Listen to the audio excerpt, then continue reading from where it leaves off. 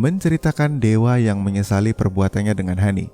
Ya gitu ya lur, namanya juga penyesalan, datangnya belakangan. Kalau datangnya duluan, namanya pendaftaran. Dewa juga merasa sifat dan karakternya berubah secara drastis. Dermayun Sondokolo Part 3, let's go langsung ke ceritanya.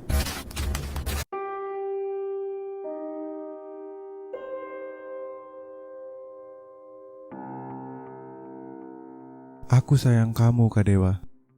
Hani membelai rambutku dengan mesra.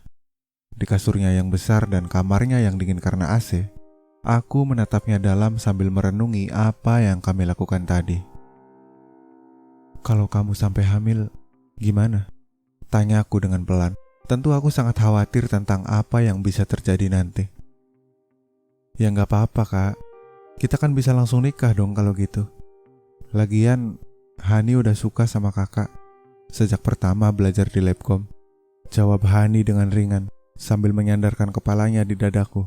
Lalu Hani pun lanjut mengatakan hal yang membuatku sangat kaget dan heran. Ayah selalu bilang kalau Hani gak perlu sekolah tinggi-tinggi karena harta kami sudah sangat cukup. Bahkan kalau hanya untuk menghidupi keluarga kita nanti, Kak. Kata ayah, suami Hani nanti gak perlu kerja berat-berat. Masalah rumah dan keperluan rumah tangga, setiap bulannya ayah yang tanggung.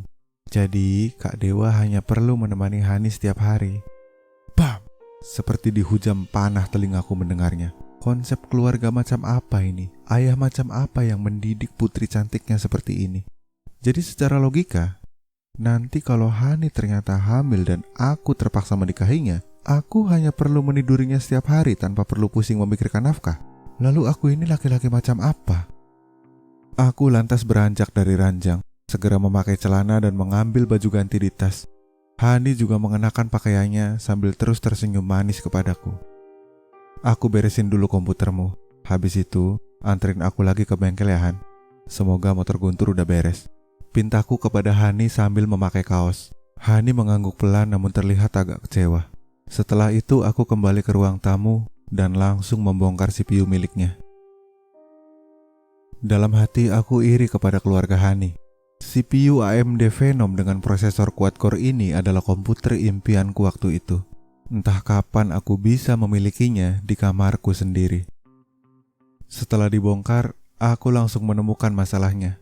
Ternyata hanya baterai CMOS-nya yang lepas, sehingga komputer tidak bisa melakukan booting dengan normal. Sesaat, pandanganku tertuju pada foto keluarga besar di ruang tamu ini. Di dalam foto tersebut ada ayah, ibu, Hani dan adiknya. Aku menggigit bibir, seperti ada sesuatu yang aneh. Perasaanku jelas mengatakan kalau aku sudah tahu wajah mereka, tapi secara sekilas dan sepotong-sepotong. Agak lama aku berpikir tentang hal itu. Namun kemudian, aku berusaha melupakannya. Sudah 2 jam aku berada di rumah Hani. Setelah semua selesai, aku mengambil HP di tas lalu menyalakannya. Tentu saja, ada beberapa panggilan tak terjawab dari Lisa dan Guntur. Aku segera menghubungi Guntur agar jangan dulu pergi dari tempat rental, karena aku akan segera menyusulnya. Sedangkan panggilan tak terjawab dari Lisa saat itu aku biarkan. Aku belum siap untuk bicara atau bahkan mengirim pesan padanya. Aku merasa sangat bersalah atas apa yang aku lakukan dengan Hani barusan. Setelah semua siap, sebelum kami pergi menuju bengkel, Hani memasukkan amplop putih ke dalam tas ranselku. Dia bilang, itu adalah honor servis komputer dan sekalian biaya untuk perbaikan motor Guntur yang susah dinyalakan. Hani berjalan untuk membuka gerbang depan rumahnya. Sementara aku dimintanya untuk menutup pintu rumah sebelum mengeluarkan motor dari garasi. Saat aku hendak menutup pintu, aku melihat di pintu dapur sesosok perempuan yang sama yang aku lihat di bawah pohon beringin di belakang kelasku. Posisinya masih sama, membelakangiku, kali ini menghadap dapur, dan tangan kirinya terus mengeluarkan darah hingga membasahi lantai.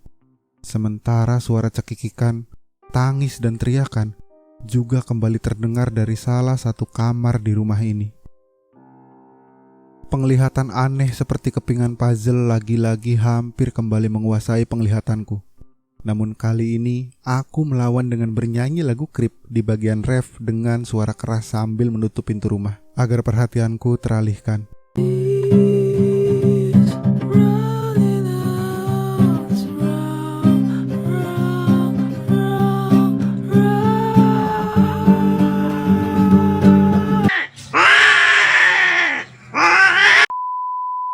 Dan cara itu berhasil.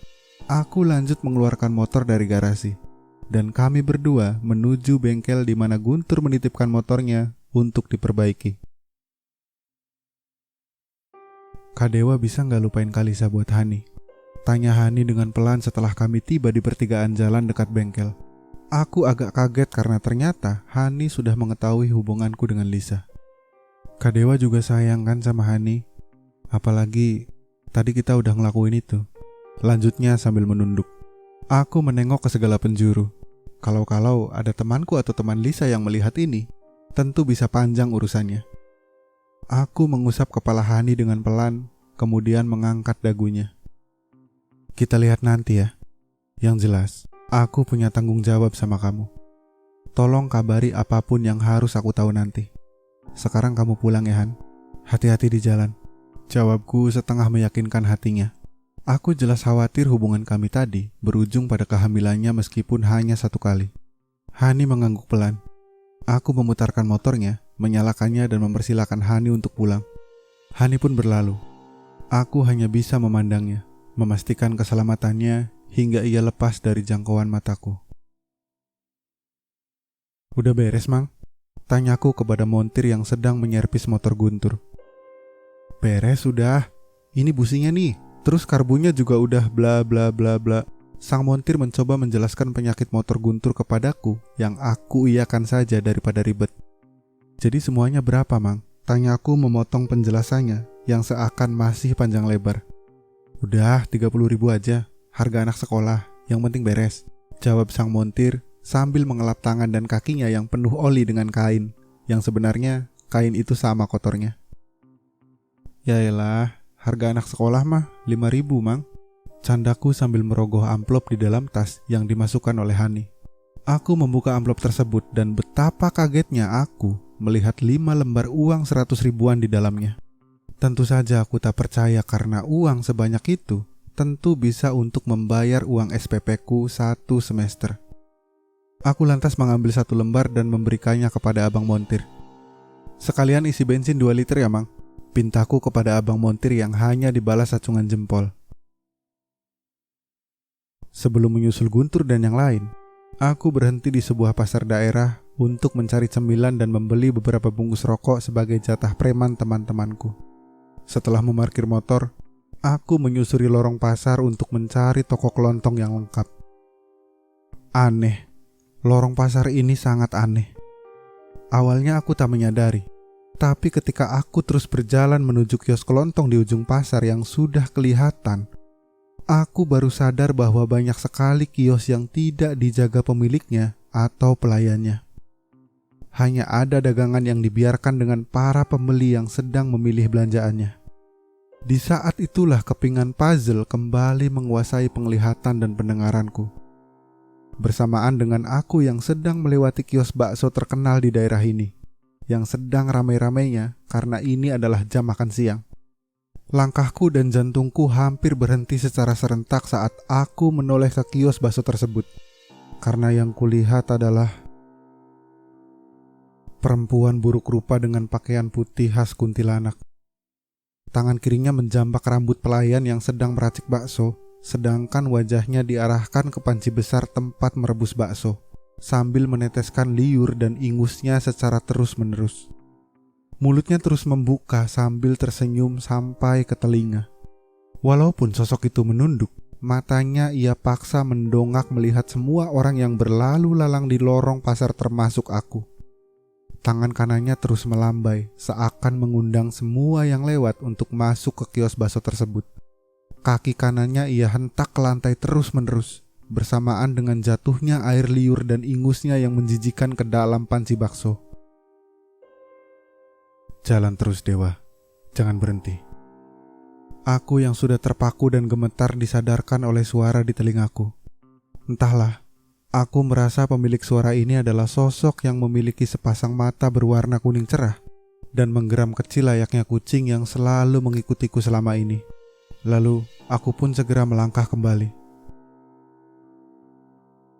Dalam penglihatanmu, banyak toko yang tak ada pelayannya. Sekarang, coba lihat lagi baik-baik. Perintah suara itu yang tiba-tiba kembali terdengar di telingaku. Aku lantas berbalik dan melihat sekeliling. Aku hampir berteriak karena ternyata banyak kios yang tanpa penjaga itu sudah ada penjaganya semua, tapi bukan murni manusia. Ada pria dan wanita yang berkepala kuda, ular, ikan mas, sapi yang bertanduk dan hidungnya dipasang anting hitam besar. Ada juga yang berkepala kucing hitam dan lain-lain. Mereka sedang sibuk melayani pembeli. Ada yang memasukkan belanjaan ke dalam plastik, ada yang menimbang belanjaan, memberi kembalian, bahkan ngobrol dengan para pelanggan. Namun semua orang bersikap seolah tak ada yang aneh sama sekali. Aku sudah mulai muak dengan semua penglihatan ini. Aku lelah jika harus dikelilingi hal aneh dan tak masuk akal di kehidupanku. Dengan segera, aku menghampiri kios kelontong yang ternyata pelayannya juga berkepala tikus. Aku segera meminta 4 bungkus rokok dan mengambil beberapa cemilan serta minuman di showcase lalu mengasurkan selembar uang. Sambil menunggu kembalian, pelayan ini mengajakku ngobrol, tapi aku hanya diam dan tak menghiraukannya. Setelah kembalian aku terima, aku segera berlari dari kios tersebut, meninggalkan pelayan atau pemiliknya tadi dalam keheranan. Tuh, 2 bungkus jatah berempat ya. 1 bungkus jatahnya Guntur. Cemilan sama minuman buat besok aja. Ntar ketahuan yang punya rental kalau kita belinya nggak di sini. Nggak enak, kataku sambil melempar 2 bungkus dan memasukkan 1 bungkus ke kantong baju Guntur. Motormu udah beres Gun, full tank. Lanjutku kepada Guntur yang dibalas acungan jempol tanpa melepas Nokia N90 yang terus melekat di tangannya. Siap bos, jawab Doni yang diiringi cengengesan teman-teman yang lain. Gun, langsung pulang aja deh. Ntar malam kita bikin acara dadakan di musola Kang Alim. Ajakku yang langsung diiyakan oleh Guntur. Ia segera bangkit dari duduknya. Saat itu, Arif berkata dengan nada bercanda. Widih, bos kita. Buru-buru pisan kalau udah dapet jatah diklonin sama Lisa mah. Canda Arif kepadaku. Aku sebenarnya bukan orang pemarah. Aku juga tahu Arif hanya bercanda. Dan kami biasanya menertawakan apapun bersama-sama. Tapi tidak saat itu. Coba ngomong sekali lagi Rif, bentakku dengan nada mengancam. Maaf Wak, aku cuma... Belum sempat Arif menjelaskan, aku sudah membungkuk dan mengangkat kerah bajunya dengan beringas sampai Arif terbawa berdiri. Aku menyudutkannya di tembok. Beberapa anak dan orang dewasa yang ada di rental PS itu langsung melepas stik mereka mencoba melerai kami. Gigiku gemeretak, mulutku menggeram. Hampir aku memukul wajahnya kalau ketiga temanku yang lain tidak menahan tangan kiriku. Sedangkan Guntur mengusap dada dan pundakku mencoba menenangkan. Pemilik rental PS yang mendengar kegaduhan juga masuk ke ruangan dan ikut melerai, sambil membentak karena khawatir aku merusak tempatnya. Tapi tak ada satupun yang kuat melepaskan tanganku dari badan Arif. Dengan 5 temanku, jika ditotal dengan beberapa orang dewasa dan pemilik rental, ada 12 orang yang mencoba menjatuhkan badanku, namun sia-sia. Mereka seperti mencoba memindahkan batu karang. Arif terus-menerus meminta maaf dan hampir menangis. Aku pun lantas tersadar, perlahan melepaskan tanganku dari kerah bajunya. Setelah beberapa saat saling meminta maaf, aku dan Guntur akhirnya pamit pulang. Biasanya Guntur selalu minta dibonceng, tapi kali ini dia melarang aku membawa motor. Dia bilang otak dan badanku sedang tak beres. Apa aku akan terus begini? Apa aku tak bisa kembali normal tanpa melihat atau mendengar hal aneh apapun? Kenapa aku harus tahu tentang Erin Suharti dan sosoknya yang terus mengantuiku di beberapa tempat termasuk di rumah Hani? Dan bagaimana jika Lisa tahu hubunganku dengan Hani?